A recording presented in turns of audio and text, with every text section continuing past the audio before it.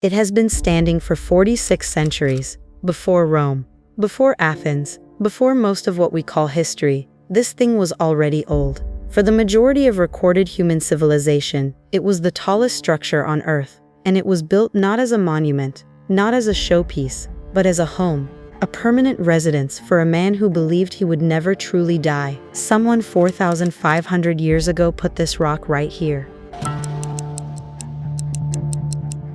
2.3 million stone blocks, some weighing 50 metric tons. The base stretches across the footprint of 7 New York City blocks and deviates from perfectly level by less than an inch across the entire span. Its 4 sides face the cardinal directions with near-perfect accuracy, thousands of years before the compass existed. We still don't know how they did it.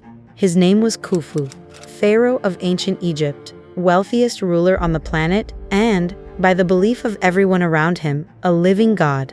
His father Sneferu had figured out the basic geometry of pyramid building, but Sneferu's pyramid had problems. The lines weren't quite right. Something had gone wrong mid-construction, and you can still see it today, a kink in the slope where the engineers panicked and changed the angle. Khufu could do better. Egypt gave him everything he needed. The Nile flooded every year, depositing rich silt across the farmland, creating food surpluses. Those surpluses fed armies. Those armies raided their neighbors. The wealth flowed back to Khufu. He had the resources. He had a population of around 1 million people, and he had one architect in mind.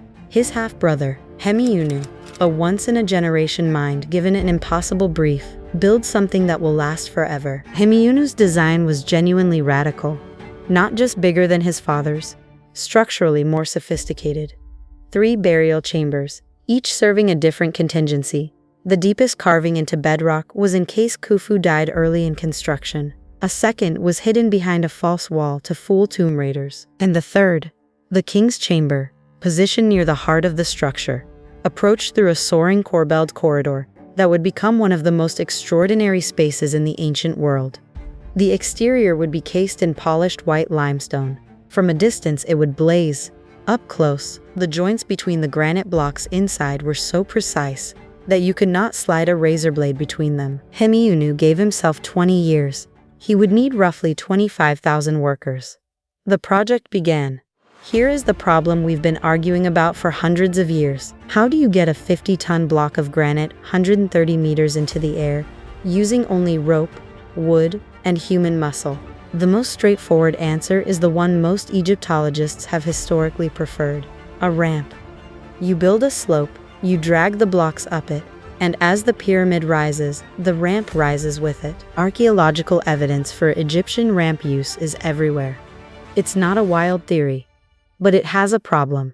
And the problem is mathematics. To drag a 2-ton block up a slope without killing your workforce, you need an incline of no more than about 8%. That's gentle enough for average workers to sustain.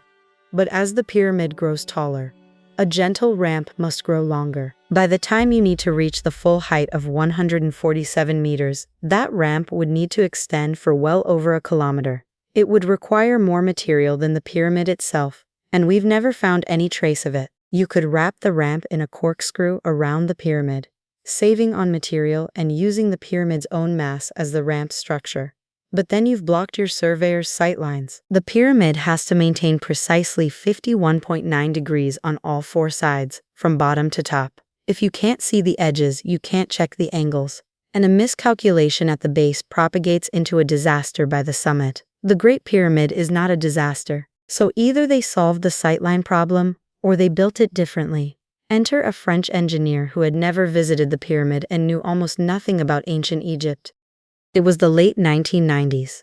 Henry Houdin was watching a documentary about pyramid construction when something bothered him. He called his son Jean-Pierre, an architect, and posed a question. Jean-Pierre spent years working through the answer. When he finally presented it to Egyptologists, most of them ignored him. He wasn't one of them, but his theory was unusually detailed, not hand-waving, calculated. Houdin's proposal. Hemiunu did use an external ramp, but only for the first 60 meters. For that lower section, it works perfectly. It's where the heaviest blocks go, the widest courses. The ramp is practical, the workforce manageable, and those ramp stones, they don't go to waste. They become the upper layers of the pyramid itself. That's why we haven't found them. They're right in front of us. For the granite beams of the king's chamber, some weighing 50 tons, Hemiunu points to the grand gallery.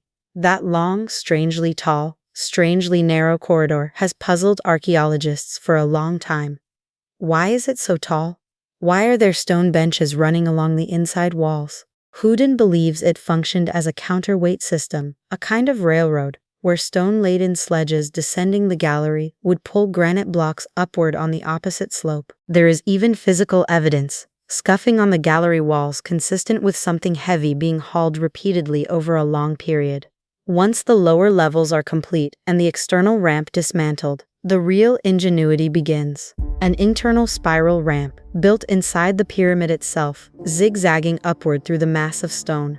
7% incline. Corner junctions were left deliberately open so workers could maneuver blocks around the turns. One of those junctions has been found, an unexplained notch about 83 meters up the pyramid's exterior that corresponds exactly to where Hemiunu predicted it should be. Critics say the theory is too complicated, but Hemiunu's entire design is complicated, deliberately so, assuming he would settle for a crude solution when the rest of his work demonstrates obsessive precision seems like underestimating the man. In 2024, two separate studies reframed the question.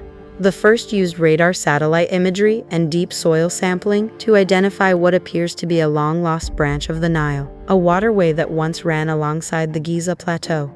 During the era of pyramid construction, the desert you see today may not have been desert at all.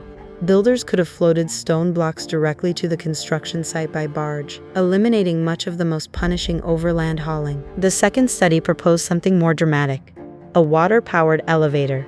The idea had existed before as a fringe theory, dismissed mostly.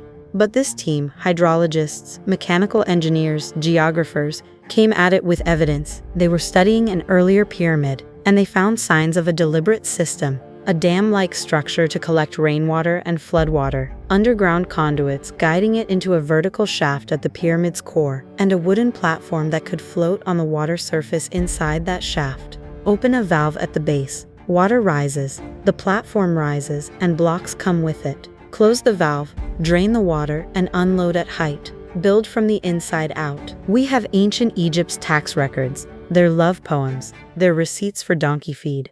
But the blueprints for the most ambitious construction project in human history? Never found. Whether they were lost, or hidden, or burned, we don't know. The Great Pyramid is the last surviving wonder of the ancient world. Even Cleopatra considered it ancient. There is something quietly extraordinary about that. We are separated from the pyramids by roughly the same span of time as from Cleopatra. And she looked at the same stones we look at today and thought, who built that? We're still asking.